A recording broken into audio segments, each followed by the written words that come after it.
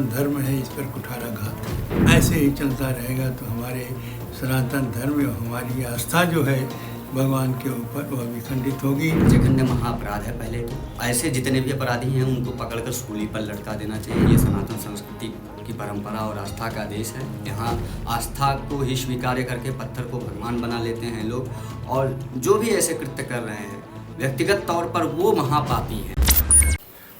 जैसा जांच हुआ है उससे स्पष्ट हो गया है कि ना इसमें जो है यह चर्बी मिलाया गया है और मछली का तेल मिलाया गया है, और वहाँ की जो सरकार थी उसको संज्ञान में है कि नहीं है, और कब से मिलाया जा रहा है इसका भी पता नहीं है।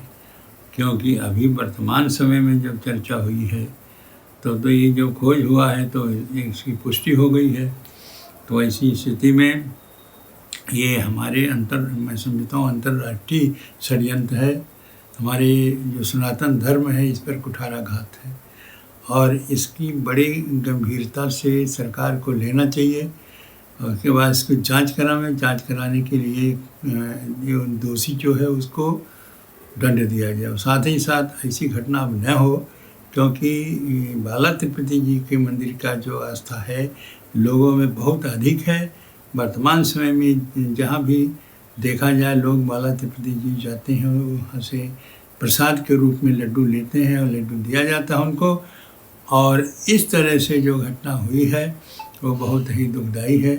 ये आस्था के ऊपर आघात है, और मैं समझता हूँ सरकार इस पर संज्ञान ले और इसका खोज करके और इसका अच्छी प्रकार से अन्वेषण करे। देखें कि आखिर ये षड्यंत्र कहाँ से है। अंतर्राष्ट्रीय षड्यंत्र है कि यहाँ के हमारे देश के ही लोग हैं।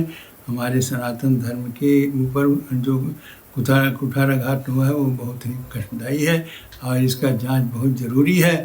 और जिन लोगों ने ऐसी षड्यंत्र किया है उनको कठोर से कठोर दंड दिया जाए, नहीं तो ऐसे ही चलता रहेगा तो हमारे सनातन धर्म और हमारी आस्था जो है भगवान के ऊपर वह विखंडित होगी। लोग सोचेंगे कि प्रसाद में जब इस प्रकार से मिलावट हो रहा है तो हम उस प्रसाद क्यों लेंगे। तो ऐसी जो समस्या उत्पन्न होगी हमारे श्रद्धालुओं पर, भक्तों पर, वह बहुत ही दर्दनाक होगा, बहुत कष्टदायी होगा। इसलिए इस पर खोज किया जाए, और जो भी व्यक्ति ने ऐसा षड्यंत्र किया है हमारे यहाँ के अंतर्राष्ट्रीय है, वो सबके पता लगावें और उसके बाद में इससे वंचित हो जाए। लोग कभी भी ऐसी घटना न करें। ऐसी दंडनीय अपराध ये है, उनको दंडनीय अपराध देना चाहिए। जो दंडनीय अपराध है तो दंडनीय अपराध पर जो उनको दंड देना चाहिए।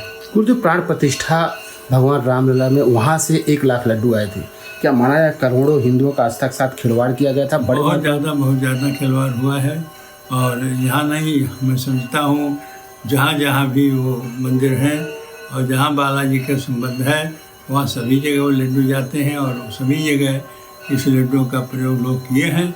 और करने के बाद में वो आज जब पता चल रहा है तो लोग दुखी हैं। जघन्य महाअपराध है। पहले तो ऐसे जितने भी अपराधी हैं उनको पकड़कर सूली पर लटका देना चाहिए। इसके लिए कोई क्षमा नहीं है।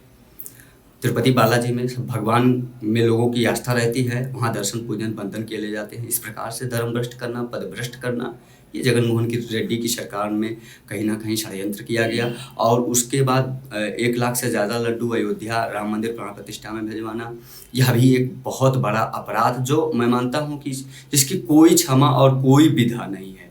ऐसे लोगों के ऊपर त्वरित और निष्पक्ष कार्यवाही की जानी चाहिए, और इन्हें सूली पर लटका दिया जाना चाहिए। जो भी आरोपी पाए जाएँ, जो भी दोषी पाए जाएँ, इसमें कहीं कोई क्षमा की विधा है ही नहीं, शब्द ही नहीं है। इतने बड़े अपराध हैं ये बहुत बड़ा अपराध है, महापाप है। करोड़ों साधु संतों और सनातन धर्म को मानने वालों के साथ आस्था के साथ खिलवाड़ किया गया है, उनका धर्म भ्रष्ट करने का काम किया गया है। जो भी यह ऐसा कुकृत्य जघन्य अपराध किए हैं, मैं मानता हूँ कि मेरे शास्त्रों में उनके लिए घोर नरक की जो है विधा है, और वो वहाँ जाएंगे, और भगवान ऐसे लोगों को कभी क्षमा नहीं करेंगे। क्योंकि ये सनातन संस्कृति की परंपरा और आस्था का देश है। यहाँ आस्था को ही स्वीकार करके पत्थर को भगवान बना लेते हैं लोग, और जो भी ऐसे कृत्य कर रहे हैं व्यक्तिगत तौर पर वो महापापी हैं।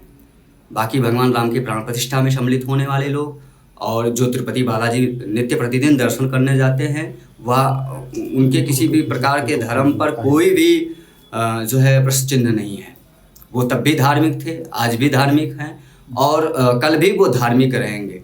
जो भगवान को अपना सर्वस्व मानकर उनके तीर्थ क्षेत्रों में जाता है, उनके कार्यों में सम्मिलित होता है, वह कभी पापी नहीं हो सकता, वह कभी अधर्मी नहीं हो सकता, कभी पदभ्रष्ट नहीं हो सकता।